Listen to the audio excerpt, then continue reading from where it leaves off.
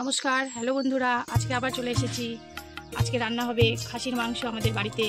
আমি কড়াইটা বসিয়ে দিয়ে তেল দিয়ে তেলটা গরম করে নিচ্ছি। এখন এখানে আমি আলুটা ভেজে নেবো লাল করে।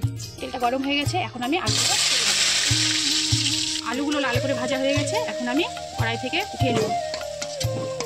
এবারে আমি জিরা ফোড়ন দিয়ে দেবো, তারপরে শুকনো লঙ্কা, তেজপাতা, তারপরে পেঁয়াজ কুচি আর বেছে রাখা রসুন দিয়ে লাল করে ভেজে নেব। ভাজা হয়ে গেছে, এখন আমি নুন হলুদ দিয়ে মাখিয়ে রাখা মাংসটা দিয়ে দেবো। এখন আমি পরিমাণ মতো লবণ, হলুদ, রসুন বাটা, আদা বাটা, জিরা বাটা আর লঙ্কা বাটা সিদ্ধ হয়ে গেছে। এখন ভাজা আলুগুলো দিয়ে কষিয়ে নেব। মাংসটা আমি এখন ভালো করে কষিয়ে নিচ্ছি।